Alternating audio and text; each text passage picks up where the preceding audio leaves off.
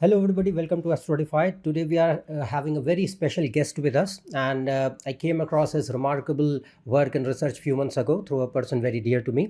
And when I read his work, it gave me a deep insight, a lot of answers to the questions which I was having before regarding yugas, their cycles, and the astronomical and astrological correlations which regulate the yugas and the impacts or events which happen in a thematic pattern in the yuga cycles in a particular yugas. And it actually blew my mind because like most of the people we had, and I was one of them, I also believed that we run through long periods, long durations of four yuga cycles which have lakhs and lakhs of years, like Kaliyug is described to be 4,32,000 years in time duration, and we are just in the initial phase. What we have been communicated or conveyed so far by many scriptures and people who serve in authority figures in religious traditions. But his work has actually opened a lot of clarities, and I recommend that if you have not read his book, you can definitely read that. But today we have the man himself, Mr. Bibhu Dev Misra. I welcome him. He is an alum of IIT KGP and I am Calcutta, and he has done extensive research on such mysterious topics and has brought it out to make us aware of the real situations. And I will not take much time here. I welcome Mr. Bibhu Dev Misra on my channel, and thanks, sir, for accepting the request to come on my channel. I hope and I know that the insights that you will share with us today will help people to get through, to understand the realities of these things, and will help them to move away from the misconceptions that have been there in their minds regarding these topics, and will give them a good awareness about the things. So I welcome you. The stage is yours. Please share your thoughts, sir. Thank you, Abhijeet. It's my pleasure to be here to talk to you about the Yuga cycle. It's a topic that I have researched for a very long time. My first article on the Yuga cycle came out nearly 10 years ago, in 2012, Hmm. to be precise, where I calculated the end of the Kaliyug as 2025.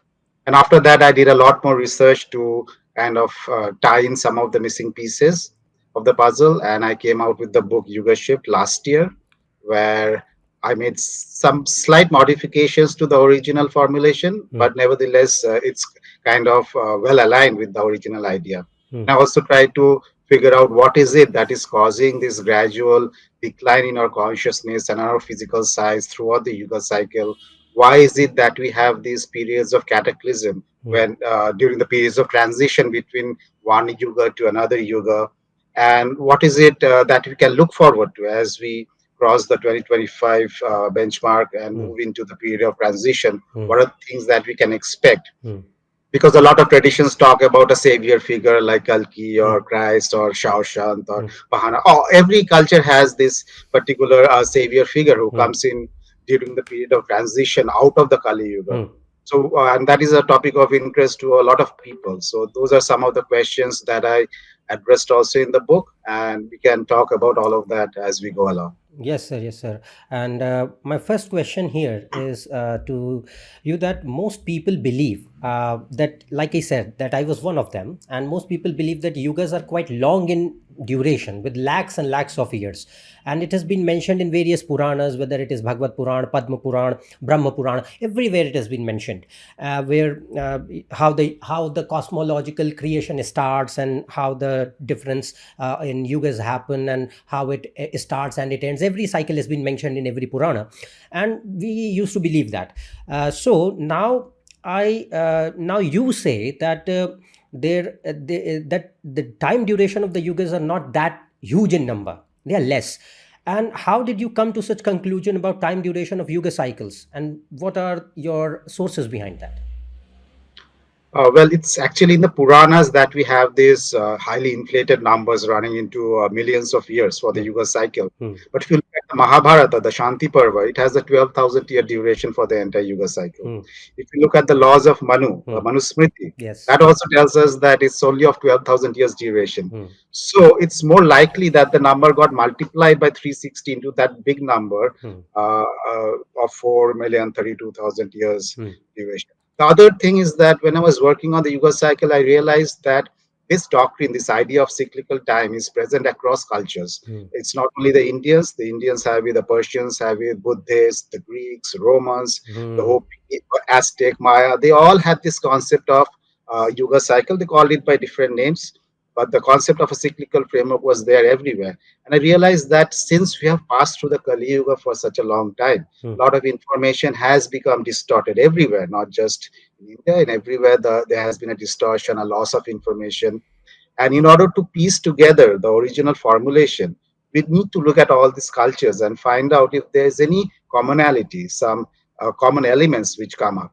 Hmm. And then when I looked into the Persian framework, and the Hmm. Persians, as we know, are the neighbors of the Indus Valley, and we had long-standing cultural connections with them. Yes. The Persians believe in a Yuga cycle of only 12,000 years, and they divide it up into four ages of 3,000 years each. Hmm.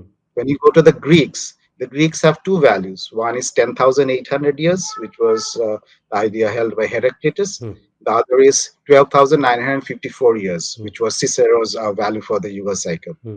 The Romans or the Etruscans, Hmm. they believed in a 12,000 year cycle. Hmm. So when you see that so many ancient cultures, Hmm. including India, Hmm. believed in a 12,000 year cycle, Hmm. then it's very likely that this is the original duration of the cycle Hmm. and not 12,000 into 360, which you don't find anywhere in the world outside of the Puranas. Hmm. But don't you think that as a ancient culture, we are quite ancient if we look at our history? Don't you think that we have a lot of knowledge? We had a lot of seers, a lot of great rishis, which gave us a lot of information, of course, in various streams of subjects. But over a period of time, don't you think that somehow we have been a victim of being some kind of intellectual model superiority when it comes to matching the facts with other cultures? That Yes, and this is not just true for India. This is true for all the cultures. Hmm. Every culture over the period of their Kali Yuga has become insular. Hmm. They tend to believe that my book, my sacred book, has all the answers, Hmm. and everything that you find elsewhere Hmm. is wrong or Hmm. heresy. And Yes. that you find in other religions and other cultures as well. It is not true only for Indians. Hmm. And this mindset is still there amongst us, that only this particular text which is sacred to us, or only this particular information that was given to me by my guru, Hmm. is the only truth, and anybody who opposes that Hmm. is a heretic Hmm. and deserves to be punished or insulted. Hmm. So that mindset is there, and that is the Kali Yuga mindset. It Hmm. is not the kind of mindset that is conducive to finding out a new information and sharing new information, Hmm. because we have to understand that the Kali Yuga's time of degeneration Hmm. is not only a time of degeneration of consciousness, but also of memory. Hmm. I mean, our ancestors could remember so much Yes. information, and we can't remember a single page of Nothing. information today. Hmm. And that is one of the main reasons why a lot of information was lost or Lost. got distorted, Yes. because our memories were not so much functional anymore. Yes, definitely. And if we look at the history, the majority text have been compiled in like first or second or fifth century AD. It was not before that also. So And after that, after that, those texts were edited and revised many times. correct. And then when the library at Nalanda was destroyed and Hmm. all the Buddhist Hmm. libraries were destroyed, all of that information was lost. Yes, And then we don't know what happened later. hmm. I mean, what new information got into those texts, we really don't know that.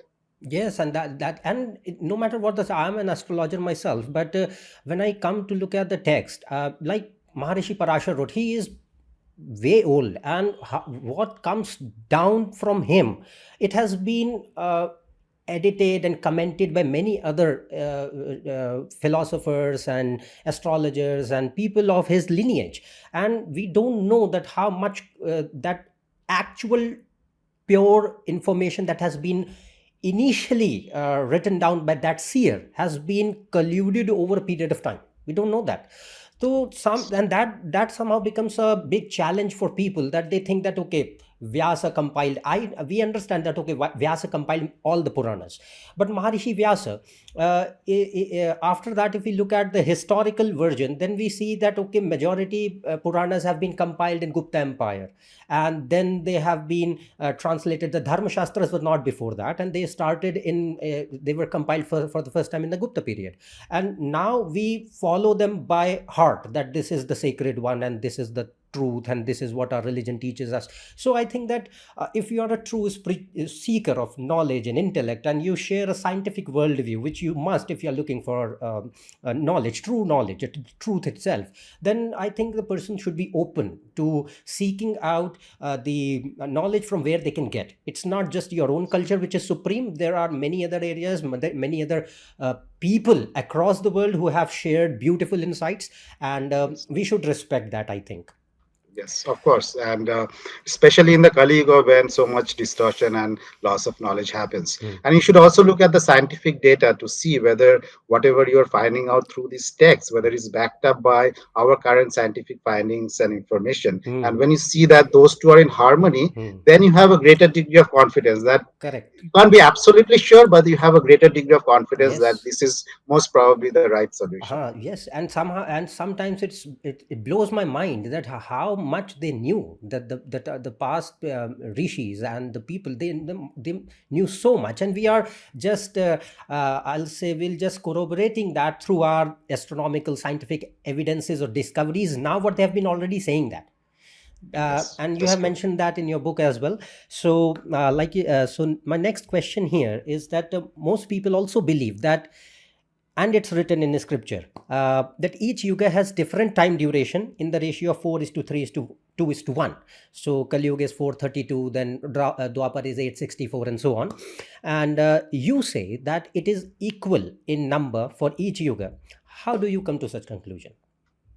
Yes, again, that information is there in the Indian text, but Hmm. as I mentioned, I decided that in order to find out the original formulation, Hmm. we need to look at across cultures, Hmm. because if something is present in multiple ancient cultures, then there is a greater chance of it being correct. Hmm. Now, as far as the Yuga durations are concerned, when Al-Biruni came to India, Hmm. he wrote a book called Al-Biruni's India. Hmm. And there he wrote very clearly that Indian astronomers like Aryabhatta, Sri Shena, Vishnu Chandra, they all believe that the yugas are of equal duration of 3000 years. But there was one astronomer called Brahmagupta Hmm. who did not believe that. He said that it is 4321. Hmm. And ultimately, his opinion prevailed. Hmm. And that 4321 principle got into all the texts. Hmm. Now, Al-Biruni, when he came to India in the 11th century, he had access to the original text, to the original text of Ah, Aryabhatta, Sri ah. Shena.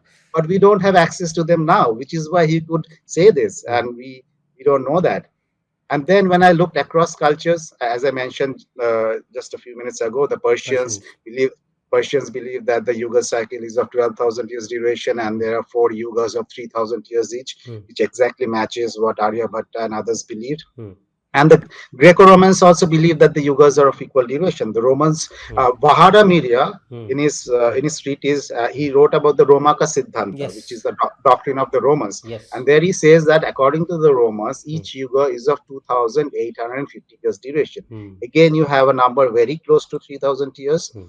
and they also believe that the durations are equal. Hmm. So I realized that this is most likely to be the correct solution, Hmm. because the 4321 principle I didn't find anywhere else. Hmm. And it is quite likely that this was invented because we know that the dharma, Hmm. which is the underlying basis of Hmm. the Yuga cycle, Hmm. it declines in this ratio of Hmm. 4321. Yes. So what the ancient Indians, what they believed was that dharma was visualized as a bull, the Hmm. bull of dharma, Hmm. and it stands on 4 legs in the Satyuga, on 3 legs in the Treta Yuga, 2 legs in the Dwapara, and 1 leg in the Kali Yuga, Hmm. which indicates that dharma declines in that ratio Hmm. over the 4 ages. Hmm. And that belief was most probably taken into the duration of Yuga calculations as well. Hmm. The Yugas were made to, and decline in that manner. Hmm. So it means that the ratio is for the declination of the dharma, not the actual time duration of the yugas. Yes, that's right. So, and actually it has been mentioned that like in each yuga, every means the means to attain self-realization were different. So like in Kali Mhm. Yuga, it is only name of the god, and in Dwapar it was the dana part, and before that it was the yagya part in Treta, and before that in Satyug it was just like everybody was so pure they didn't require any other means. It was easy. So Yes. it means that over a period, as the descending cycle starts, it goes down, and dharma goes down in that descension, and it goes down in that order of 4 is to 3 is to 2 is to 1. Instead, we have been thinking about that, okay, this is the duration part which varies in different yugas. That is not the case. Yes, that's right. And then if you look at it, we have this internal data from texts like the Mahabharata. Mhm. Krishna, Balarama, Mhm. and the Pandava brothers, they lived for around 125 years at Wow. the end of the Dwapara Yuga. Yes. And we know that there was 25 generations between Rama Hmm. and Krishna. Hmm. We know that from the Puranas. Hmm. So if the average lifespan is around 100 years or 200 years Hmm. in the Dwapara, then the duration cannot be Correct, 864,000 correct, years. correct, correct. And that, When the and life hmm. So you can calculate that from the data itself that it does not stand scrutiny that of that huge number. Yes, sir. Yes, and that is what I actually saw when I was reading the book. I just and not only this, but many other thoughts. But this also came up to my mind that it actually is true that 25 generations were there between these two people, and Yeah, you cannot just bring such huge, ridiculous number between these two generations. Does not add up. Mathematics does not yeah, work there. So that exactly. also is actually quite interesting. But there you have also mentioned in your book, as well as I saw your articles, you mentioned that you also read the book by Sri Yukteswar, The Holy Science, and you also mentioned that in Holy Science, or Mahabharata or Manusmriti, like said, uh, that Yuga cycle is taken or described to be as 24,000 years. And but you say that it is actually 25,800 years, same as Earth's precession cycle. So, how did you come to that realization? Okay, let me first talk about the 24,000 year cycle, which Sri Yukteswar wrote about. Hmm. So, what he said is that there is a descending cycle of 12,000 years when there is a gradual decline in dharma, Hmm. and then it is followed by ascending cycle of another 12,000 years Hmm. when there's a gradual increase in dharma. Hmm. And that kind of made sense to me Hmm. because if you look at the natural cycles of time, like Hmm. the cycle of seasons Hmm. or the cycle of day and night, the intensity of light will gradually decrease from midnight from noon to midnight, and it will gradually increase from midnight to noon. There is no abrupt transition in the cycle of day and night. Similarly, in the cycle of seasons also, the intensity of light gradually increases from winter to summer, and then gradually decreases. Hmm. So that kind of made intuitive sense that even in the Yuga cycle, we should have a declining and a ascending cycle. Hmm. And then I started looking for more evidence for that, and I found that the Jains believe in a Kala Chakra, Hmm. in which there is a declining cycle called Apasarpani, Hmm. and then there's a followed by ascending cycle called Utsarpani. Otis Sarpani, yes. Yes, and the Aryabhatta in the Aryabhatiya, he Hmm. writes the same thing. He says Hmm. that the Yuga cycle has two parts, Hmm. the upper Utsarpini and the Upper Sarpini. Hmm. And then there's another text called the Kashyapa Samhita. Hmm. Kashyapa Samhita says that it also uses the same term. It Hmm. says that in the upper Sarpini or Hmm. the descending cycle, Hmm. we go from the Treta Yuga Hmm. to the Dwapara Yuga to the Kali Yuga. Hmm. And in the ascending cycle, which is Utsarpini, Hmm. we go from Adi Yuga, Hmm. Deva Yuga, and Satya Yuga. Satyuga. So instead of using Dwapara, Treta, and Satya, Hmm. they use the term Adi, Deva, Deva. and Satya. Satya. And my reckoning is that the reason why the names were changed is Hmm. that Hmm. the ascending cycle, the Hmm. Dwapara and the Treta Yugas will feel a lot different Hmm. because everything is going to improve on a daily basis. Hmm. Our virtue is going to improve. Hmm. Truth, honesty, love, justice, all of that is going to improve. Hmm. Society is going to improve. Culture, spirituality is going to improve. Environment is going to improve. Hmm. So on the ascending cycle, Hmm. the Dwapara and the Treta Yugas will feel lot different Hmm. than Hmm. it felt in the descending cycle, Hmm. because when you're a descending cycle and everything is declining Declining. in society, then there's a feeling of fear and anxiety and despair. But in the ascending cycle, you're not going to have those feelings. Hmm. So what I found is that Yukteswar's formulation was backed up, and even the Romans, the Hmm. Greco-Romans, Hmm. in Hesiod's Work and Days, Hmm. as per that framework, after we reach the Iron Age or the Kali Yuga, Hmm. the sequence reverses itself. Hmm. So then we grow gradually up to the Golden Age. Hmm. So this idea of a descending and an ascending cycle is once again widely known Hmm. across cultures in India Hmm. and cultures outside India, which made a lot of sense to me. Hmm. So I thought, yeah, because it was Yukteswar's book that I first came across this idea of a ascending and descending cycle. I wasn't aware of it before. Hmm. And I thought, okay, right, this is fine. This makes a lot of sense. But Yukteswar also, as per his calculation, the Kaliyuga had already ended by 1699 AD. Hmm.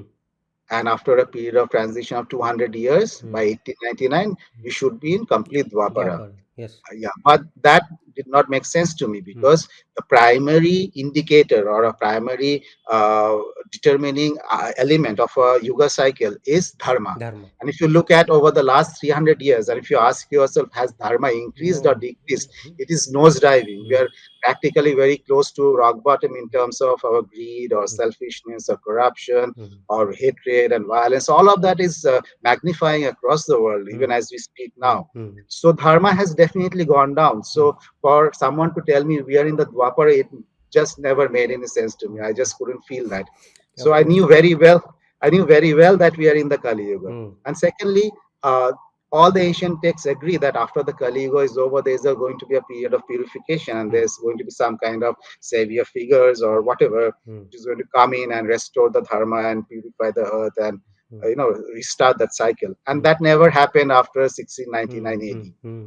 which is why, in spite of the fact that I was really impressed and I really liked Yukteswar's formulation, I did not agree with his specific Hmm. timings Hmm. for the Yuga cycle. Hmm. And then in 2012, I used this equal duration principle, Hmm. and I said that the Yuga cycle is tracked by means of the Saptarshi calendar or the Hmm. calendar of the seven sages. Yes. This calendar was widely used in ancient India. This Hmm. was the main way of reckoning time in ancient India, the Hmm. calendar of the seven sages. Hmm. It has a 2700-year cycle, which Hmm. is called a Saptarshi Yuga. Hmm. And I thought that the Yuga cycle must be tracked using a calendar Hmm. because how else do you keep track Yes. of where exactly you are? Hmm. And I thought the Saptarshi calendar Hmm. must be the framework. Hmm. And then I found more data Hmm. in favor of that. For instance, the Greeks, they have this Yuga cycle duration of 10,800 years. Hmm. If you divide by 4, Hmm. you get 2,700 Ah. years, Hmm. which means they were also using the The same 2007 calendar. Yes. same calendar. Hmm. So I said that each yuga is of 2,700 years duration, which is the Saptarshi Yuga, Hmm. and there's a period of transition of 300 years after that, Hmm. so that the total adds up to 3,000 years for every yuga. Hmm. And using this framework Hmm. and using the idea that one of the starting points of the Saptarshi calendar is 6,676 BC. Hmm. That is agreed upon by scholars. That Hmm. has been identified. Hmm. And I said that is the beginning of the Dwapara Yuga in the descending cycle. Hmm. Because when the Greeks Hmm. came to India, Hmm. they identified a specific king in the Indian kings Hmm. list. Hmm. They identified with Dionysus. Dionysus. And, Yes. and Sir William Jones said that Dionysus is Rama. Hmm. And then I found a lot of evidence in support of that. I don't want to go there. Hmm. It's in the book. I Hmm. mentioned it in passing in my article. Hmm. Dionysus was Rama because the Greco-Romans always said Dionysus came from India. They Hmm. used to call him Indian backers. Hmm. The Dionysus, the Indian, they Hmm. knew he came from India. Hmm. William Jones identified him with Rama, and we Hmm. know Rama lived at the period of transition between the Treta and the Dwapara Yuga. Hmm. If Rama lived at 6,776 BC, Hmm. then the Yuga cycle that starts at 6,676 BC Hmm. must be the Dwapara Yuga in the descending cycle. Yes. So that is the starting point I used, and it is based on historical sources. Hmm. I did not invent anything. Hmm. And using that starting point for the Dwapara Yuga, the Kali Yuga ends in 2025 AD. Hmm. That was my thesis, which I published in 2012. Hmm. But then the question came up is if the Yuga cycle is of 24,000 years duration, Hmm. why do we have this discrepancy between the duration of the Yuga cycle and the precession cycle of the Earth, which Yes. is 25,800 years? Hmm. And the reason why I thought that these two must be equal, there are two main reasons. According to according to Cicero, who was Hmm. this Greco-Roman philosopher, the Yuga cycle is 12,954 years. If Hmm. you multiply by that two, you get Eight. 25,900 years, which is very close to the precession cycle. Hmm. And secondly, any time cycle has some astronomical reason behind it, Hmm. Hmm. just like the Hmm. cycles of day and night Hmm. is because of the rotation of the earth and cycle Hmm. of seasons Hmm. because of a revolution. Hmm. The same way the ego cycle must also have an astronomical framework associated with it. Hmm. The precession cycle is the most logical framework Yes. which can think of, mm, which is the values are very close. mm, So then I tried to figure out why do we have this discrepancy of 1,800 years mm, between the 24,000 Yuga mm, cycle and the 25,800 year duration of the precession cycle. mm, Then again, I found the answer in a Greco-Roman source. mm, According to Aristotle, mm, there are two extended periods of transition in mm, course of the Yuga cycle, mm, and he called them cataclysms, mm, which basically means deluge or flood. mm, And he said that this is the time that the earth is purified by water and ice. mm, And the other term that they used is the great winter of the mm, great year. They mm, called it the great winter. mm. And he also said that at the opposite point of the Yuga cycle, there's a long period of transition called ekpyresis, Viruses. which means burning or Mm, fire or mm, conflagration. mm, This is a time that the earth is purified by mm, fire. mm, And it is also called the great summer of the great. mm, Now I thought that, okay, so there are two extended periods, but mm, can we match it to known scientific information? mm, And yes, we mm, can, mm, because we know that our planet passed through a period of extreme cold, mm, known as the Younger Dryas period, mm. between 10,900 to 9,700 BC. BC. Yeah, that was the time when temperatures went down by nearly 15 degrees Celsius. Mm, The glaciers were advancing to their ice age positions. All the ice age mm, megafauna were mm, killed off. mm, All the existing civilizations were destroyed. mm, And then I found that there's an ancient text called Adbhuta Sagara, mm, which Professor R.N. Iyengar had translated. mm, And according to that text, mm, there was a sequence of 26 comets mm. which struck the earth Ah, one after the other ah, during a period of 1200 years mm, called Samplavesu or the mm, era of the flood. mm, And in the Younger Dryas sediment, you can find signs of comet impacts throughout that whole period. mm, This was the time of the flood mm, because, and as per that text, mm, Adbhuta Sagara, mm, the second comet in the list mm, called Ashtiketu, mm, it caused the flood. mm. So all of these flood legends that we hear about, the Mm. Manu's flood in India, Yes, yes. No- Noah's flood, Noah's flood. uh, and flood of Zeusudra Ah, in Mesopotamian mm, sources, mm, all of these floods were caused by a comet impact which took place during the Younger Dryas period. mm, And that is mentioned in the Adbhuta Sagara. mm, So we did go through a period of 1200 years, mm, which the Greeks were calling cataclysmus or deluge, mm, or the great winter of the great year, mm, which means the end of the Kaliyug should also be followed by a 1200-year period of transition mm, when our planet will be purified by fire. mm, Now, originally, my idea was that these transitions are all equal mm, and of 300 years duration. But mm, now I figured that there are two extended periods of mm, 1200 years mm, on opposite sides of the Yuga mm, cycle. mm, And when you include that, mm. then the duration of the Yuga cycle becomes exactly 25,800 800 years, years. which is the duration of the precession cycle. Mm,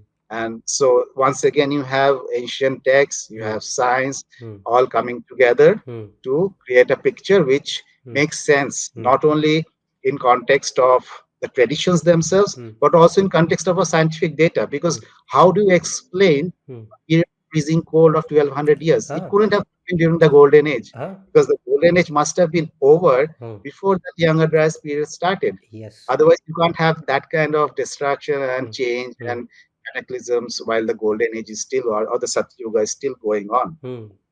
And so it means that now we are going to go through that 1200-year transition period, which happens after the end of the Kali Yuga, and it will start, like you said, from 2025 March for next 1200 years.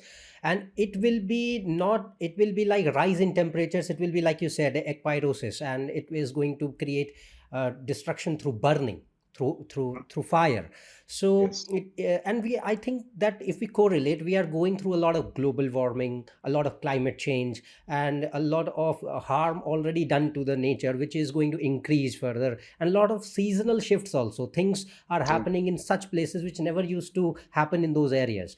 I Yes. was just reading somewhere a few days back, some snowfall happened in Odisha, in some place, and it is impossible, and we are seeing that. So it means that the climate shift and these things, they correlate with each other, because we are going through that period of hotness now. Even if right now also we are going through winters in December, and I'm just sitting here in this plain shirt, nothing more. So it's like that we are going through that part of, I'll say, like you said, through the part of burning, the hotness which is going to increase over a period of time. uh, Yes. And that is why that is one of the reasons why you see so many wildfires across the world. mm, You didn't have mm, so many destructive wildfires even 20-30 years ago, no. but you're having them more frequently now. uh, And similarly, the floods and the cyclones and the hurricanes, that happens because the ocean water is heating up, which is mm, creating more hurricanes and floods. And you had flooding in Egypt mm, this year, mm, and you had snowfall in the Arabian desert, which mm, never happened uh, till now. and So yeah, we are going through a climate shift, uh, and these shifts happen very regularly during yoga ending periods. and we are seeing the that permafrost regions are already melting down. The vegetation is starting to occur in those regions. Antarctica is starting to having vegetation. That it's Yeah. an alarming thing. So Yes. I think that what you discussed actually is actually correct. That we are actually witnessing these things is starting to happen in front of our eyes.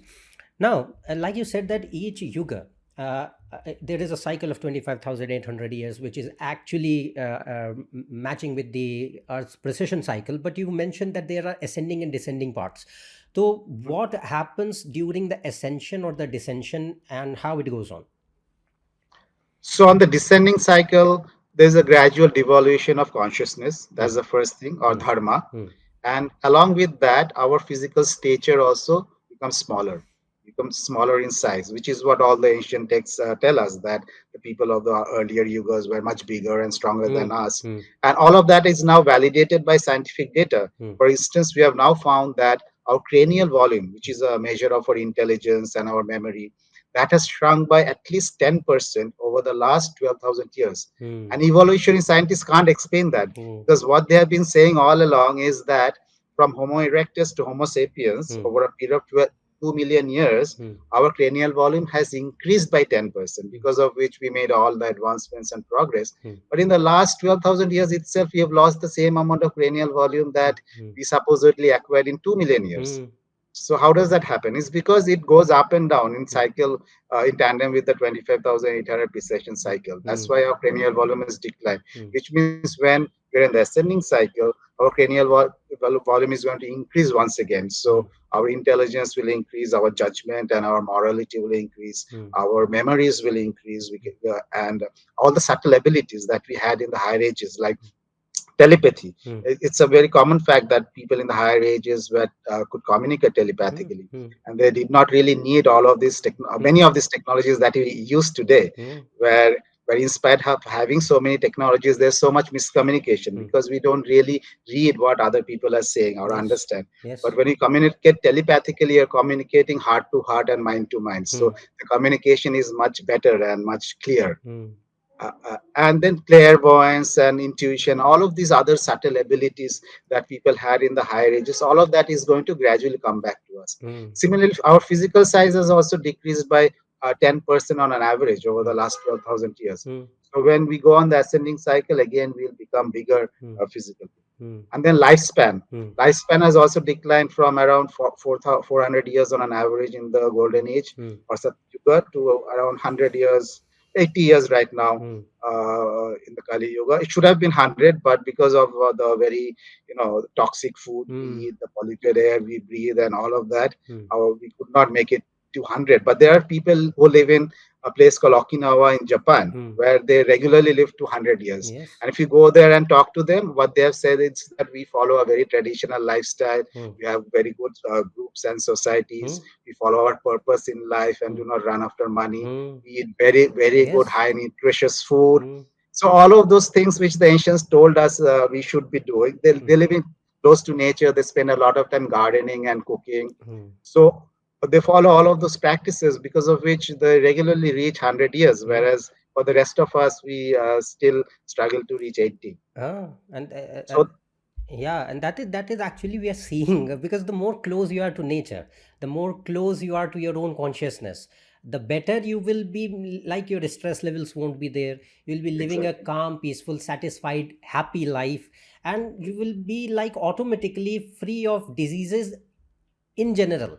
So I think that, and not only this, technologically also I think that the higher yugas, they were much more advanced than us. Because if we just see certain descriptions in Puranas, or in Ramayana, or in Bhagavad Purana, or in Mahabharata, like they are traveling in different lokas. Like Krishna is going to war in Devasur Sangram in Devaloka, and it is not on earth, it is on a different loka. So it means, and not only Krishna, he's taking people with him. Arjun is also going, other people are also going, and they are fighting the battle. So it means that it's like a interdimensional battle or transportation or travel going on there. And if they were able to do that, and we think that we are more advanced in Kaliyug, then I think that we are misguided somehow, because we don't know how that happened, and we doubt that it was not possible before. Yes, Mm, that is true. And one of the things, if you read the text, mm, is that you find that the nature of the technologies in the higher yoga was more driven by consciousness and mm, less by machines. Right yes. now, we empower machines to do very repetitive work or very powerful kind of work. But earlier ages, the people themselves, through their spiritual practices, acquired these siddhis, Mm, by means of which they could, you know, bend the laws of nature and mm, do those things. And so yeah, I think when we go into the higher age, it's more about the person. And what happens is that if your technology is controlled by people with very high spiritual merit correct. and spiritual value, Mm, then this is unlikely to be misused like it yes. is misused right now Yes. for Yes. war, violence, and all kinds of trafficking, financial violations, and all that doesn't happen in a higher yoga, because the technology, the powers can only be acquired once you Mm, achieve a certain level of spiritual maturity. It doesn't come to you otherwise. yes. So the technology is well used for the welfare of the people, for Mm, furthering our evolution. mm, Because we are on earth, and mm, earth is a school for the evolution of the soul, for the mm, evolution of consciousness. correct. So you should not be inventing technologies that is hampering our spiritual growth. it should Mm, it should aid in that process. mm, And that is the main objective of the technology of the higher egos. And they also don't harm the environment. I mm, mean, we harm the environment so much mm, for all our technology, mm, so much pollution and so much wastage of resources, so many animals are harmed for by the pharma mm, industry, which mm, we don't really keep track of or know about. mm, Even in our biology classes, we cut open so many frogs, mm. and I never learned anything from that. But Of course. so yeah, Mm, so I mean, we keep harming the environment, mm, harming living creatures for mm, developing our technologies. mm, But in the higher ages, it will be more organic. mm, The wisdom will be awakened within you, mm, so you'll be able to heal through sound, or mm, through mm, light, or mm, through crystals, mm, or stones, mm, or through new kind of plants, mm, or something new uh, that comes up. uh, So those will be the healing modalities of the coming, something like homeopathy, or something like Ayurveda, or something mm, like acupuncture, yoga, mm, yoga mudras. mm, These will become more powerful, uh, rather than the kind of medicines, or the mm, allopathy medicines that mm, we mm, take today, which mm, basically suppresses the symptoms and does not mm, really cure the underlying disease. mm, So I think there's going to be a step jump. It's mm. not going to be like these technologies will gradually evolve. No, No. these technologies will die out, and there'll be a step jump into a new set of technologies which are in alignment with Mm, the vibrations of that mm, higher yuga, uh, which does not harm the environment, doesn't harm living creatures, doesn't harm our consciousness, mm. and which of course helps in our evolution. Huh. And I think that mantras must have been very profound, and they have been profound in the past. Like every time, like if Rama is also fighting and he is reciting a mantra, and then he is channelizing the arrow. Same thing goes with the Mahabharat war. Everybody is doing that. So no doubt it, and people think, I think that people confuse it with simple bow and arrow. It was not that basic and rudimentary. It was like big celestial weapons. They were able to harness that kind of powerful weapons, which they are getting from boons. They are not getting that easily. Arjun is getting that powerful weapon from Indra directly, or the Shiva directly. Not like that it is available to everybody. So the thing Exactly. here is that mantras also played a very vital role. The Brahma rishis, they had the power to defend themselves through the mantras. Then that Yes. was enough. That was because rishis didn't fight. They had only Brahma Danda. They didn't had the Raj Danda. The Brahma Danda was only happened when the person was of such a high caliber that he became the mantra himself. and he can protect himself through that power of the mantra.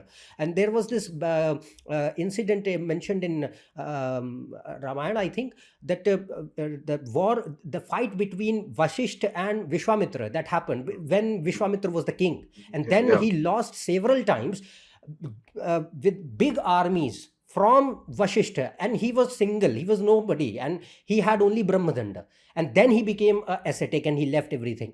So if we look at these incidents which have been there in our Puranas, in our Ramayana or historical texts, then we come out to realize that these look like very mythological or sci-fi kind of thing, but it was actually a reality then.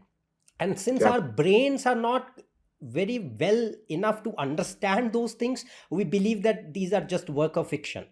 So Yeah. I think that mantras must because the more your consciousness elevates, and mantras, you are able to harness the ability of the mantra. And not only in that, I read in like tantra is a different school of thought, but we use certain aspects in tantra where we used to use mantra for healing, like snake Mhm. bites are Yeah. there, like Yeah. fevers are there, Yeah. like for Yeah. anything. And there have been particular mantras for that, and people think that it's all gibberish, it does not work, it's all superstition, but it actually works if we are capable enough to use it. Exactly. Yes. Yes, and what are mantras? Mantras are nothing but sound vibrations. Correct. So what they're effectively doing is that when you're healing somebody, let's say like the seven sages, Hmm. the Saptarishis, Hmm. they used to heal simply by sprinkling some holy water on somebody. Ah. So when they chant that mantra, Hmm. that that basically gives some kind of a potency to that water Hmm. molecules, and that basically heals you. Hmm. So it's the sound vibration which is healing you, Hmm. and we have lost that knowledge, we have lost those powers as Hmm. well, and that is naturally in course of the Ah. descending cycle. In the Ah. Kali Yuga, you don't have that Ah. mental ability, and that knowledge is also forgotten. The Ah. rishi lineage is no longer there. Ah. So And it so was it was described like Shukracharya. He had the power to revive the asuras who would die through Mrit Sanjeevani. And Mrit Sanjeevani is nothing but the mantra. okay, He yes, got that mantra from Shiva himself by after a long tapasya of 20 years, so upside down. So it is mentioned in text, and if we look at that power, that okay, Shukracharya actually had that power to revive the dead people through the mantra of Mrit Sanjeevani that he got through Shiva. So it means that of course we don't have people of that caliber of Shukracharya now, but those uh, technologies, those methodologies, those knowledge, that has actually it is lost now, it is not there. lost. And maybe I think it lost because the people, like you said, that they lost their dharma, they lost their inner conscious, they lost their connection with the divine, and that is why they were not able to handle these big things. That is why it happened, I think. And the energy also goes down. The vibration, the light that comes in the higher ages is Hmm. of a high frequency, Hmm. and in the Kali Yuga the light is of a lower frequency, it's Hmm. more dense. So Hmm. it becomes very difficult to first of all to attain any kind of self-realization. But even if you do attain self-realization, because some people have attained self-realization even in the Kali Yuga, Hmm. but you still don't acquire the siddhis or the Correct. powers. Correct. that that still doesn't come, because either because of the vibrations of this yuga, you're not supposed to wield that kind of power Hmm. because it can be misused, Hmm. and also because that in every yuga you're you're supposed to do certain kind of things. Hmm. In the Kali Yuga, you're just not supposed to use that kind of power. I think that we are also not able to use because we are not capable to handle it. We don't have Yes, that kind of we caliber. lost the. We also lost the techniques, because Techniques, yes. that specific vibration needs to be known. Yes. That Yes. specific mantra or the specific sound vibration needs to be known, which we don't know, and that was only transmitted from your guru to shishwa. It was not Correct. written down. Uh, It was never written down in text, because no. this is a such high power Hmm. information that Hmm. is not disseminated among the common people. It's only Hmm. given to a person when he's ready to handle that Correct. information. And So, mantra is also said to be that it gains more and more power the more it is recited. So if one particular mantra is being traveling down from guru to shishya in a long lineage of the guru shishya parampara, then under, just imagine the number of repetitions it has been gone through. So now it has much more power. Like if I start doing some mantra on my own and I don't get it from a guru, then it will not have that power which it has been transmitted through a guru to me. So that also makes a big sense. And it is mentioned in Tantra philosophy itself, in Shiva Sutras, that in the first chapter itself, Shiva says that I'm going to tell all the mantras to you, to Parvati, but all the mantras ultimately, even if you know them, you will not be able to use them, because you have to get the access through me. If I will allow, then only you will get it. You will be able to handle, and you will be able to use and see the impact of it. And that is how it, I think that whether you see the rishis, they like the Sapta rishis, who were the Manas Putra of Brahma, and or rishis like Shukracharya, or not even rishis, forget about rishis, people who were asuras, they were using things for bad things, ultimately prevailing evil, they were also able to use the mantras to get Yes. boons from such people. So if we look at the power of the mantra, it is very profound. And until unless we don't get that kind of inner divinity between us, and we are not able to move ahead. And if, people think that okay, asuras were bad. See, their intentions might have been bad, but they never said that God doesn't exist. They never said that Shiva is not there. They never said that. They were going out and doing a lot of tapasya and Yeah. attaining boons. Ravana Yeah. did that, Yeah. Hiranyakashipu did that, everybody did that. Every asura who Yeah. used powers to ultimately create evil, and they used those powers through the God himself. Yeah, and their main problem was that they fell into ego and pride. Correct. So whenever you fall into pride, you tend to misuse the powers that have been given to you, Hmm. and which is why you have all of these stories of good versus evil, Hmm. because both of them are powerful, but one of them is using the power for guidance, and the other person is trying to restore the dharma. Hmm. So yeah, and this is why the ascending cycle, I believe, is going to be a time when we get a new set of Hmm. ideas, a new Hmm. ideologies, new Hmm. techniques, Hmm. which will guide the evolution of technology in the higher levels. It can't be the technologies that we have today. Technologies that we have today are powerful. Hmm. They help us, no Hmm. doubt about it. Hmm. I'm certainly not going to deny it. But Hmm. these are ultimately Kaliyuga technologies. Correct. They function on the basis of destruction of environment. Correct. They can be misused. Hmm. They can fall into the wrong hands. Hmm. So, and that you can't have in the higher Yuga cycle. Hmm. Yes. So, yeah. Now, another question which I have is that you said that each transition period between every yuga, or it sets up the foundation for the upcoming yuga, which is going to be there, whether it is in the ascending cycle or in the descending cycle. So, like you say that from March 2025, the transition period starts. Then what do you think, that what kind of impact on the world it will have, what kind of events it can bring around us, and any possible timelines that you have in mind that we can expect such incidents during this time period?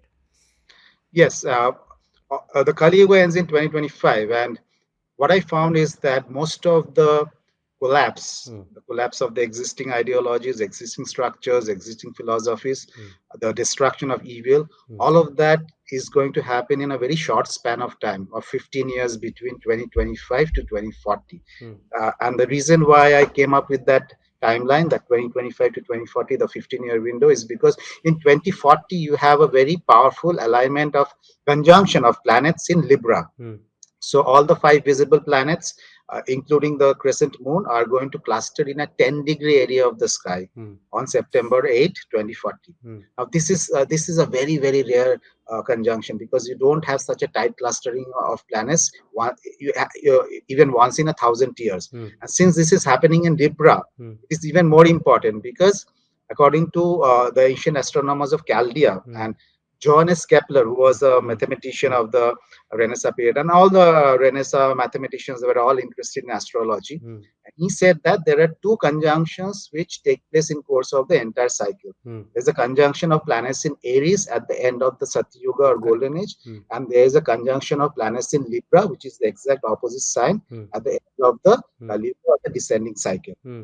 Since this conjunction is taking place in 2040, Hmm. I believe that the Kali Yuga energies and the Kali Yuga dharma Hmm. is not going to carry on beyond 2040. Hmm. After that, we are going to inherit a renewed planet.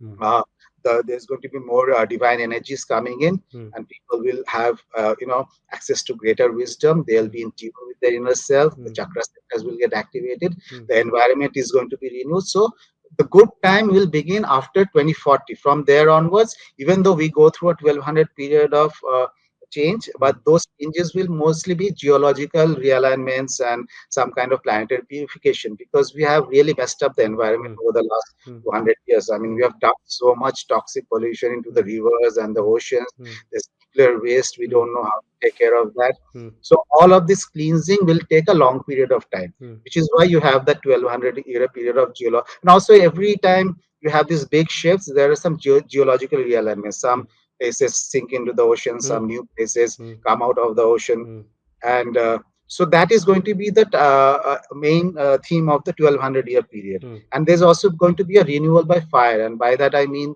one is cometary fire, mm, which can cleanse the forests and cleanse the water and the environment. The other is the internal fire, the fire of knowledge or wisdom, mm, that cleans your ego. mm, Both of these purification events, mm, the external environmental purification and the internal purification, will continue for the 1200 period timeline. mm, And that is when the new societies will be established. mm, They'll be given new guidance, mm, new wisdom. mm, Interdimensional doorways will open up. So we think of the gods and the sages, mm, or as the mm, apsaras or gandharvas mm, or yakshas, mm, as imaginary beings. mm. But these beings exist in all the cultures: Correct. India, Mesopotamia, Mm, Greece, Aztec, mm, mm, wherever you go, you mm, have these beings present in every culture. So obviously, all the cultures did not invent a set of mm, imaginary beings and mm, tell, in mm, order to say that, mm, they gave us all the information. Why would you do that? People mm, like to take credit for their own work. Why mm. would Correct. invent imaginary creatures? Why would you say that all the Vedic wisdom has Mm, been given to us by mm, Saptarishis? mm. Why not just say I invented it myself? Correct. But nobody said that. So these contacts will be reestablished, and that is a very big part. Mm, mm, A, a reestablishment of the contact with the higher order entities mm, is very important, because that is when our pride, the arrogance that we have today, the pride, the hubris, mm, that we are at the pinnacle of mm, civilization. We mm, don't need mm, these other beings, mm, and we can mm, do everything by mm, ourselves. And the only purpose of life is to self gratification, mm, and there's no other higher purpose. mm. So all that ego will not go away until the interdimensional doorways are open, Mm. and we see that we are a part of a larger cosmic family. Correct. And that revelation Mm, is going to happen in this 15-year window mm, between 2025 to 2040. mm, So I'm setting the stage. So I'll talk about 2025 to 2040. What happens after that are not so worrisome, because things will be vastly better and different after 2040. mm, We need to get through this narrow zone mm, right now, mm. this window between this 15 15-year years.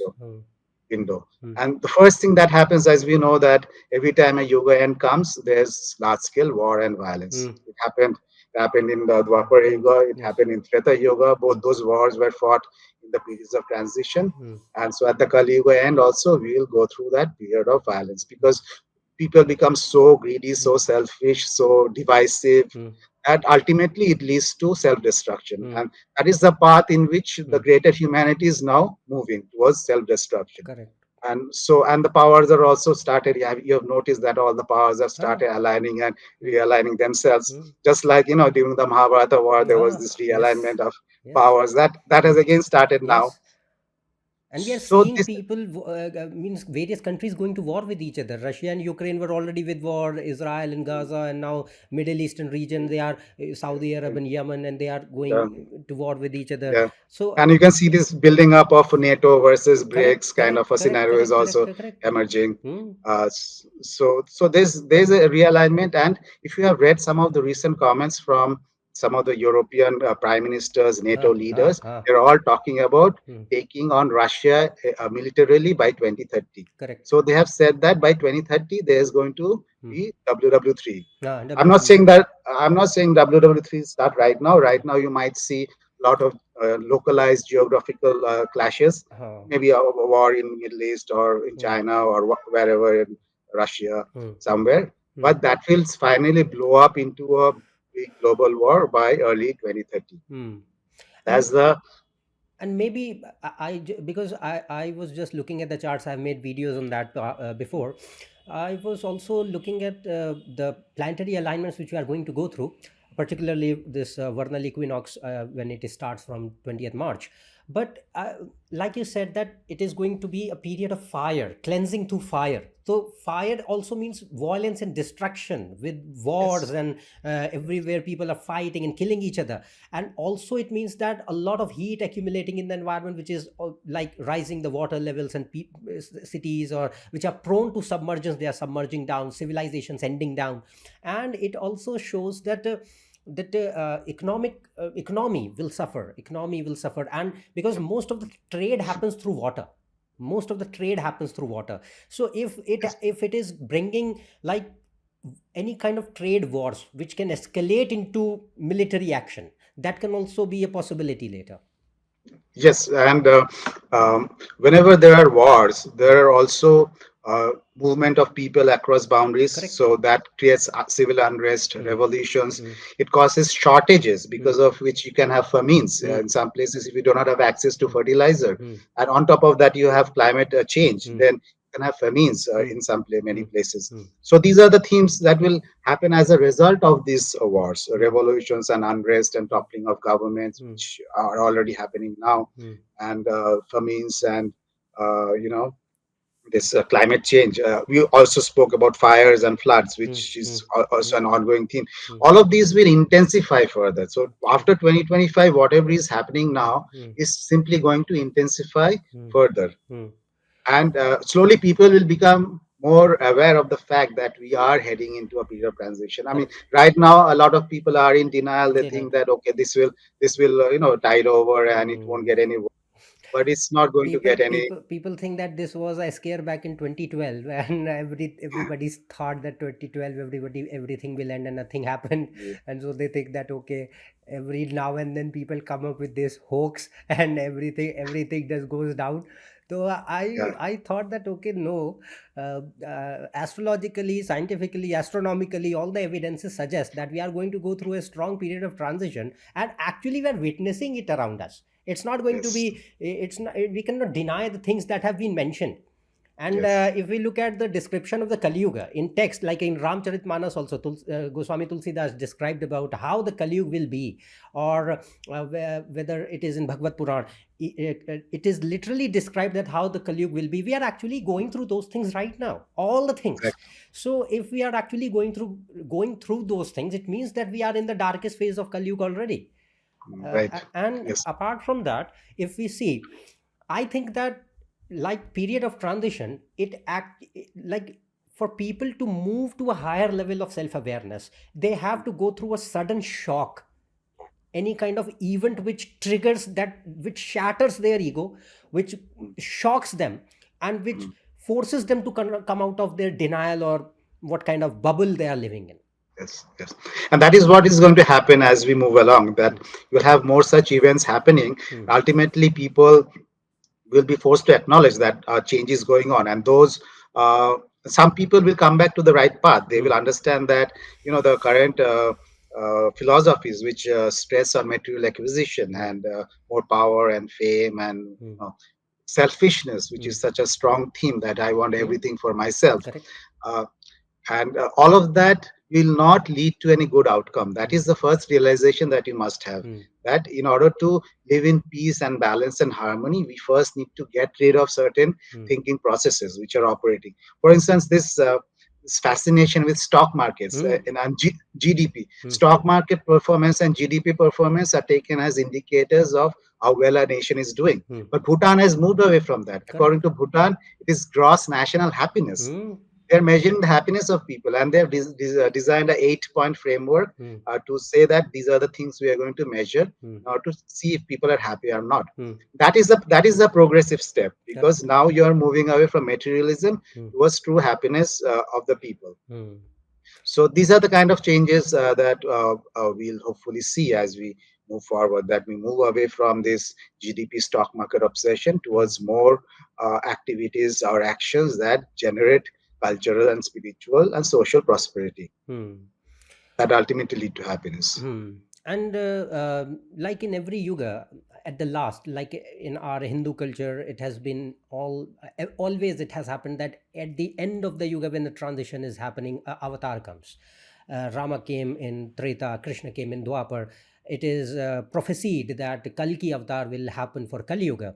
And right now, people just think that we are okay in the initial 5,000 years of Kali Yuga and many more years to go, and Kalki is very far away to come. And so that is the normal conventional belief among population.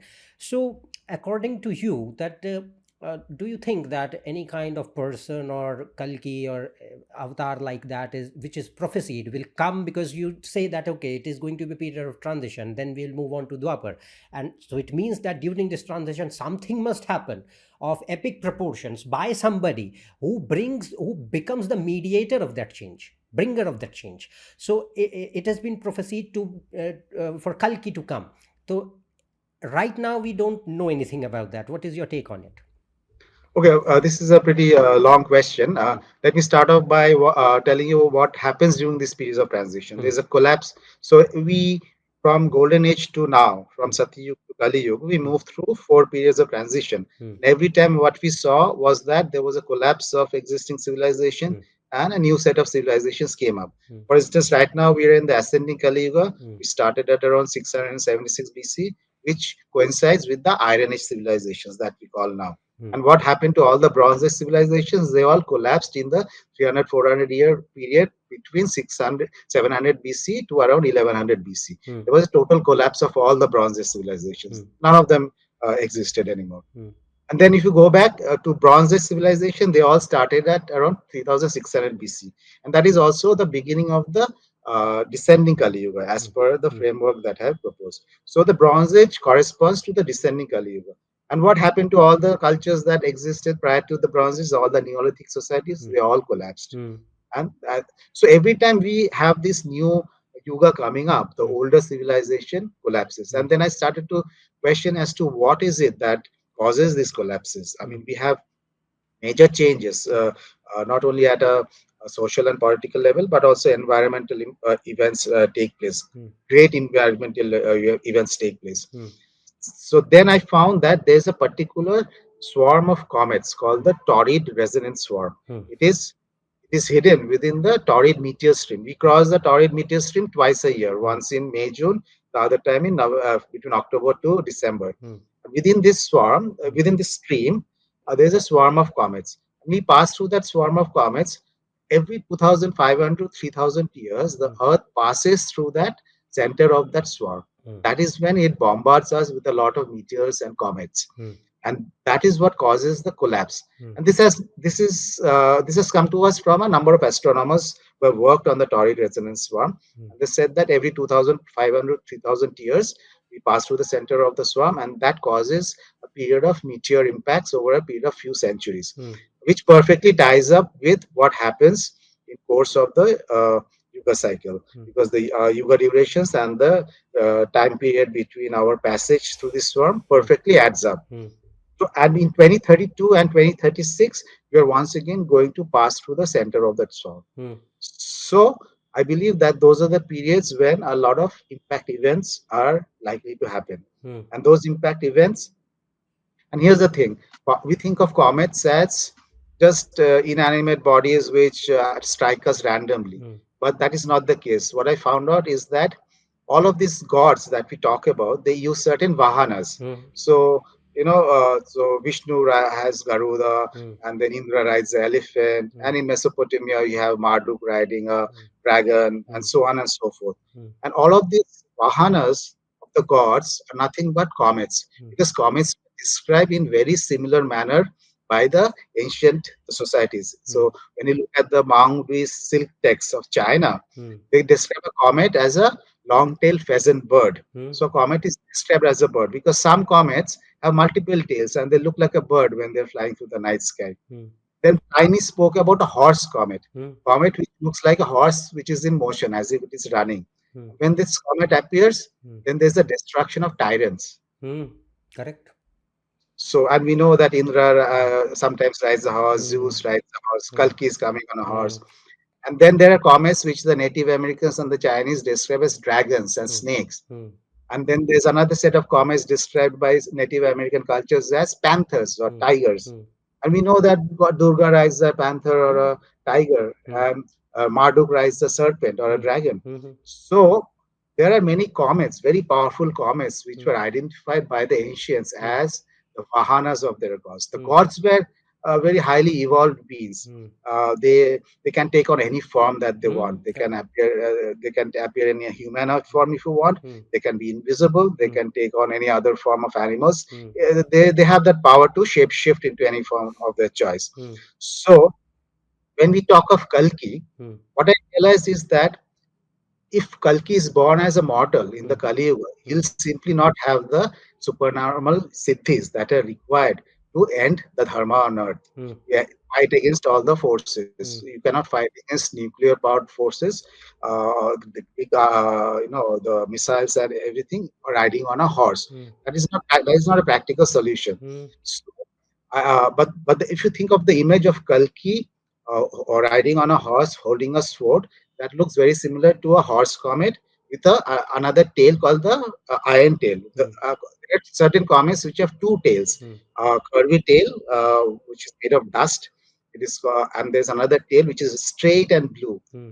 which is made of blue ions, Hmm. carbon Hmm. monoxide Hmm. ions. Hmm. So Kalki on a horse holding a sword resembles a two-tailed comet. Hmm. And then I found that in the Gita Govinda, it says that Kalki is going to appear like a comet. Hmm.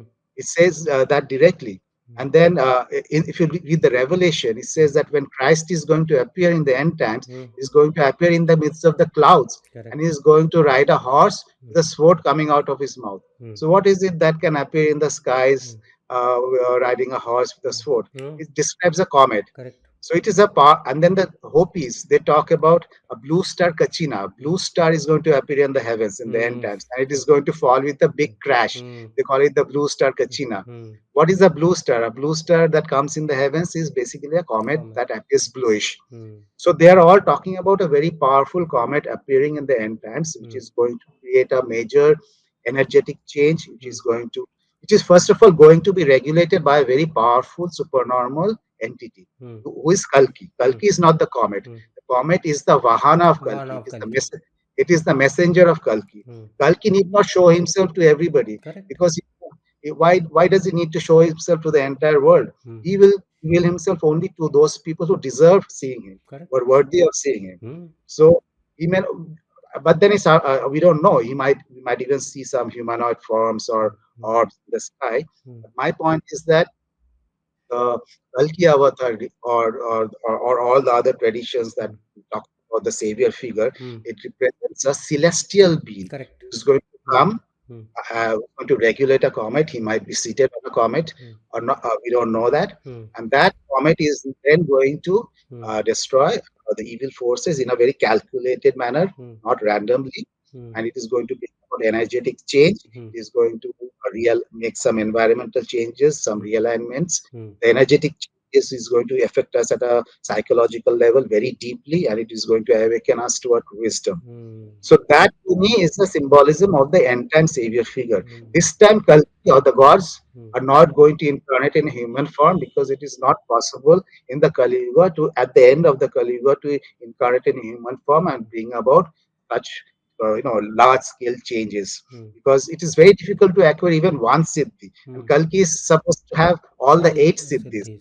How can you have all the eight siddhis in the Kali Yuga? You simply cannot. Hmm. So Kalki is going to come in a celestial form. Hmm. And this is what Alice Bailey was Hmm. an important theosophist of the 19th century. Hmm. And she said when she was writing about the coming avatar, Hmm. she says that he's going to come riding through the skies, Hmm. and he's not going to descend below the mental form. He's not Hmm. going to descend into human form. Correct. He's going to come through the skies Hmm. with his followers, and his followers are basically a swarm of comets. They're Hmm. all regulating those comets. Hmm. They will come in that form, Hmm. and they are going to bring about the necessary change. Hmm. So that is my interpretation of the Kalki avatar, which is really cometary symbolism, and it's Hmm. aligned with all the traditions across the world. Hmm. that is going to happen in 2032 and 2036. That time period That between 2032 when the Earth goes through that torrid region. swarm. Yeah, yeah, yeah. Between the Because 2030 to 2036 time. 36. And Edgar Casey was also a very important clairvoyant of the Hmm, 20th century, hmm, American clairvoyant. hmm, And in one of his readings, he said, in not one, in three of his readings, he said that in 2036 his light is going to be seen in the skies. hmm, Then he says in 2036 the major changes will happen. hmm, And then again he says that I'm sorry, he didn't say 2036, he said 36. hmm, And then it says that in 36, the Earth is going to be disturbed in space, and hmm, then the sun will be darkened, and the planet will be broken up in many places. So he's consistently referring to the year 2036 because when he's saying 36, he's obviously referring to 2036, which is the next 36 that we. 12 He years wasn't from talking now. about night. Yeah. Hmm, So yeah, the year 2036 does come up in a number of prophetic texts also. hmm. It means that this comet is going to likely. Do you think that it is going to likely impact the Earth directly, or it will be just passing over and it will give changes through that? Well, it will pass over. It will do whatever is necessary. I mean, it will do whatever is. See, a comet is extremely powerful. If it Correct. comes very close to the Earth, it can set huge regions of the Earth on fire simply Correct. by Hmm, its iron tail. hmm, Because the iron tail is electrically charged, hmm, and if that iron tail sweeps over a part of the planet, it will be set ablaze. hmm, It can wipe away all the hmm, satellites hmm, from hmm, satellite systems, and hmm, if the satellite systems are ineffective, hmm. none of our Nothing will weapon work. systems, none Internet of will us go down. internet will be down, other weapon systems will Hmm, not work. hmm, So that is the way that Kalki is going to carry out his work. He'll come from the skies, he'll wipe out the hmm, satellite hmm, systems, he'll bring down the hmm, the connections, the internet connectivity, the power lines will go hmm, down. hmm, Then he'll do whatever it is necessary to hmm, destroy the evil, to save the righteous people, hmm, and to hmm, ensure that the righteous people are saved hmm, and they can form the hmm, root race of the new hmm, Yuga that will happen. hmm. Yeah, and uh, apart from this, I think that every, not just Kalki, every god, iconography of any god, I think this, it symbolizes something, na? So it's not literal god who is going to be coming in front of your eyes. They can, but do you have the power to absorb that kind of energy? So the point, I think that you are right here, that if any divine manifestation has to happen, it will happen through its symbologies which have been conveyed in Puranas. And we, since, think it, take it literally sometimes, and that is where we make mistakes. So everywhere, whether it is Shiva or Vishnu, there is iconography, and that iconography symbolizes the characteristic of that particular form of god. And similarly goes by for Kalki, because he is also said to be the avatar of Vishnu. So Mhm. if the avatar is presenting himself in a way, and like you said, that in Kaliyuga the human form is not going to be very powerful enough to deal with all these kind of nuclear forces and everything. So it will be happening through this kind of medium, through comets, like you said. And this is a great differentiation that you told, because sometimes people will think that, okay, Kalki is going to be a comet, but you said that no, it is going to be the No. Vahana, it is the mechanism through which he acts. Yes, the gods and the sages, they're all very powerful humanoid beings, Hmm. and they will show themselves to you depending upon your spiritual merit. And I Correct. believe that they may or may not appear. We really don't know. We just have to wait and watch for that. Hmm. But what could also happen is that the UFO phenomena might blow up in a major way Hmm. because the UFOs are not really operated by the gods. They're operated by a inner world civilization or a subterrestrial civilization who live under the earth, whom Hmm. we call our yakshas and the Hmm. gandharvas, Hmm. the apsaras. They are the ones who, because of the yakshas, if you read the text, they Hmm. always had these the vimanas, Hmm. because Ravana's vimana, the Hmm. vimana of Ravana, Hmm. ultimately belonged Kuber's. to Kubera. Hmm. Kubera is a yaksha, right? He's the King of god of the Yakshas. yakshas. Hmm. Yeah. So the Vimanas are operated by the Yakshas, and Hmm. they're going to appear to Hmm. support this phenomena, this Hmm. transition, Hmm. Hmm. which is why there is an increase in the UFO phenomena, Hmm. because they are now slowly revealing themselves. Hmm. They also act as planetary scientists because Hmm. they take samples of the Hmm. Earth from many different places to make sure that everything is fine and healthy. Hmm. And they're also going to appear in a big way, not only to inform us about the transition that is happening, but Hmm. also to help in that process. To Hmm. maybe some people, maybe take them to safe locations. We don't know. We Hmm. could have situations like that. So Hmm. our idea of reality is likely to undergo a drastic shift, and Correct. that is the shift. Hmm. Shift is this.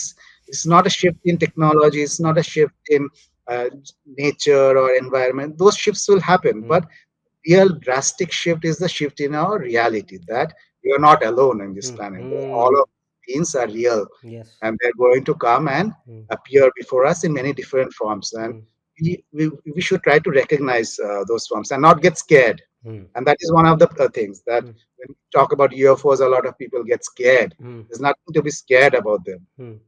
They're all enlightened beings at different stages of realization, of course, Hmm. but they're all enlightened beings, and they will help us rather than Hmm. to harm us. Hmm.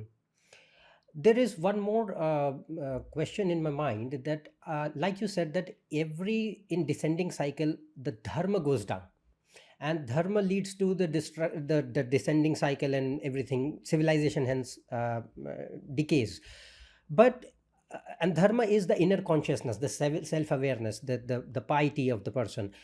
You described one concept in your book, that how the fluctuation of consciousness and mental virtue happened during the Yuga cycle, and you correlated it with the part of the nuclear bulge and the central black hole in our galaxy. And the same concept more likely was described by Sri Yukteswar in his book. He said, he called it as the Vishnu Nabhi, and you mentioned that, okay, this is how it can function. So I would like that please tell us that, actually how the consciousness levels can vary with respect to the Yuga cycle when they ascend or descend. Yeah. See, what Yukteswar had said was that it is Brahma who regulates our mental virtue, Hmm. and Brahma is seated at Vishnu Nabi, and Hmm. the sun goes around Vishnu Nabi. Hmm. Now, we know the sun goes around the galactic center, so Vishnu Nabi must be the galactic center. Hmm. Then I looked at a map of the Milky Way galaxy. Right across the center of our galaxy, you have a straight central bar, Bar. bar-like structure. Hmm. And the central bar actually rotates like a propeller, and it keeps the spiral structure of our galaxy intact. Hmm. What I said was that in our iconography, we talk of Vishnu as Anantasai Vishnu, who Hmm. reclines in the middle of the cosmic Milky Ocean. Hmm. And the cosmic Milky Ocean is most likely the Milky Way galaxy, Hmm. in which case the central bar is Vishnu. Hmm. He is the one who is preserving the created order. Hmm. So if Vishnu is the central bar, then Vishnu Nabi must be the galactic center, because the center of the human anatomy is the navel. Hmm. So Vishnu Navi is the navel of Vishnu. It must be the galactic center. Hmm. And there is only one object at the galactic center which can be called Brahma, because Brahma is located at Vishnu Navi, Hmm. and that is the central black hole. Hmm. It is a central black hole. All physicists, astronomers, and physicists now agree that it is a central black hole of a galaxy which powers the entire galaxy. Hmm. That is the central engine. Hmm. It gives off so much radiation and so much plasma emissions come out of it that it powers all the processes within the galaxy. Hmm. So Brahma is the central black hole, Hmm. and then it makes sense because Brahma is said to be the unmanifested creative principle. Brahma has no form. Hmm. It was forbidden for us to represent Brahma in any Hmm. form, Correct. and that is because Brahma is that central black hole. Hmm. Brahma is just pure consciousness. The Hmm. black hole is not really Hmm. some kind of a hole. Hmm. It is just pure consciousness, which is manifesting the created reality. Hmm. And then I found out that every black hole goes through a cycle called a AGN cycle, Hmm. active galactic nucleus cycle. Hmm. When the black hole becomes active, Hmm. it gives a huge amount of electromagnetic radiation. Hmm. And that is the time that the nucleus becomes as luminous. The light that comes out of the nucleus becomes more than the entire light from the rest of the galaxy. So it becomes extremely luminous, Hmm. very, very bright. Hmm. And then after some time, the black hole shuts off. Hmm. Then the light in the outer galaxy slowly falls away. Hmm. So what you have is that because of the radiation from the black hole, the light goes up and down. The light that reaches us from the black hole Hmm. goes up and down. Hmm. And right now, hardly one or two photons from the galactic center actually reach us. And Hmm. that's because we're in the Kali Yuga. Hmm.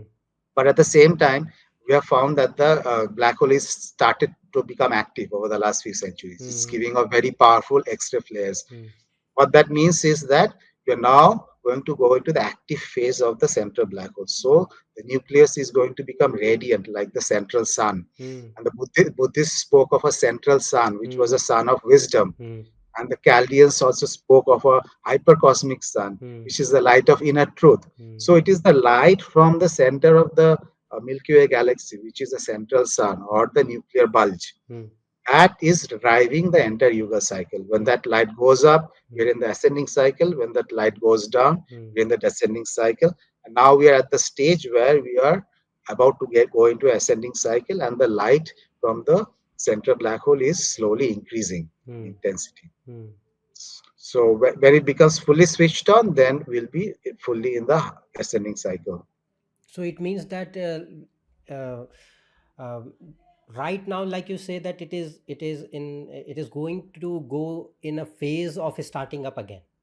It is in the startup phase, Hmm. because it is sending out X-ray flares. That is a signal that a Hmm. black hole is about to become active. So Hmm. Brahma is now about to become active. It can Ah. happen anytime. It can become fully active anytime in the next decade or so. And Oh, so as how soon as, how long does it last then? so it's going to remain active for the entire ascending cycle, Hmm. and then shut off. And Oh, then okay, okay. So, and when it shuts off, hmm, then the light in the outer galaxy, it doesn't fall down immediately. It hmm, falls off gradually. hmm, Because of light echo in the outer galaxy, the light falls off gradually. So hmm, that's why in the descending cycle, because the light from the central black hole is slowly decreasing, hmm. or there's a decline in our physical size, in our consciousness, in dharma, cranial capacity, lifespan, all of that is declining. And Oh, now in the ascending cycle, when black hole becomes active, all of that is going to gradually increase. increase. So it means that it has a lot of impact on our genetics, on our body Yes, structure. because light changes DNA structure. Hmm, So that light is going to give us DNA upgrades. It's going to create beneficial genetic mutations, hmm, and those genetic mutations are going to drive the improvement in humanity and the environment, hmm, both. hmm. And I think it makes logical sense because the more radiation is going to be there, of course we are not going to be in that level of devastating zone where radiation kills us, but it will be like a thing where it cleanses the environment, makes it better, and we become more strong. And I think the more radiation is going to come, it's going to also reduce the level of viruses or microorganisms which are Yes, actually killing us. yes. High frequency radiation kills off disease causing microorganisms, Hmm. which is why in the higher yugas you have very few diseases. Hmm. And so there's not so much emphasis on medicines, because if the diseases themselves go down, Hmm. then Correct. there's no you don't need so many different kinds of medicines. Hmm. And when they have looked at the skeletons for dating to the late Paleolithic period, which is the Satya Hmm. Yuga, Hmm. they found that those skeletons show no sign of any kind of diseases, Ah. and they're very well fed and well nourished. Ah. But as we go down into the Dwapara and the Treta and the Dwapara Yugas, we find that the skeletons show so many different kinds of diseases, Hmm. and they show signs of malnourishment. Hmm. So this decline is evident in Hmm. the skeletal remains that have been found. Hmm. And that makes sense because if we just correlate it with the, let's suppose, just the Mahabharata era, uh, like Krishna lived for 125 years, and the Mahabharata war happened when he passed away 39 years before that. So he was like 86 years old when he was fighting the battle, and right now people don't even reach 86, and he's Yeah, fighting the battle. And forget about, let's suppose he's God, and okay, we can say that yeah, everything is exceptional for him. But what about other people? Arjun was yeah, there, yeah, Bhishma was there. yeah, Bhishma was in 300 years old, more than yeah. that. These people were much more older than Mhm. than them. So it's like that there must have been some kind of environment, some kind of I'll say, like you said, that the impact of the cosmic aspect which was providing them that kind of body structure, the genetics, that environment around them, which Yeah. actually helped them to live this much long. Yeah, that you need the special radiation, and that is the divine radiation of Brahma. Mm. Is the divine radiation that comes from Brahma that causes the genetic mutations in the positive genetic mutations in the ascending cycle. That is why when you read about all these texts, it all seems so mythical, Yeah. but it's not mythical. It's all backed up by data. Hmm. Yes, and I think that that is where we are able to, like you say, that we are like in the past also, like they were using celestial weapons, like various kind of astras, Brahmastra, Narayanastra, Vishnu Astra, Nova. Yeah. So it's like they are not normal weapons. We and sometimes people make mistakes that okay, Brahmastra was a nuclear weapon. I don't think that it was a nuclear weapon. It was a celestial weapon of some different level altogether, which we don't have knowledge about right now. Yeah. Uh, They were channeling the four elements of nature. They're channeling the forces of nature. hmm. So they might channel cosmic radiation, or they might channel solar radiation, or they might channel some electromagnetic force. Hmm. So we don't know, but they were channeling the known forces of nature to and weaponizing them Hmm. through these mantras. Hmm. Definitely, sir. Uh, it was a great discussion, and I think that I learned a lot from you today and from your books. They are excellent, and I thank you a lot for doing this for us. And the people who are not familiar with his work, I highly recommend. Please read his book, The Yuga Shift. It is the link is shown below. You can buy it online, available, and please follow him. He has a website, and articles are really great. He writes them down there. But I'll definitely say, if you are a person who has some open mind and who also has a kind of attitude to inquire about yourself and the reality of the life and the cosmos, it is a great thing that we have such people in our presence right now, who are actually working so hard and making us aware of the deep dark things which were not there before. And I thank him a lot, because it has helped me a great deal. And thanks for joining us, sir. I will definitely look forward for other discussions to have you on my channel again. And it was great talking to you. Thanks, Abhijit. That was a really great discussion, and I'm very happy that you invited me for this discussion, because a lot more people, especially in India, need to become aware of the true framework of the Yuga cycle and how all of it is actually backed up by scientific data. Hmm. So we need to have that open mind, as you just said. We Hmm. need to be truth seekers and not get bogged down by dogma or indoctrination, because ultimately we are here to learn. Hmm. Earth is a school for Correct. learning and evolution, and Yes. we must always strive to learn and Hmm. not think that we have figured out everything. Mm, definitely, sir. And I hope that all you come out with more researches, more insights, and let us make us aware. You're doing a great work, sir. Thanks a lot. And I think that people will like our discussion today. Thank you, Vijit. Okay, sir.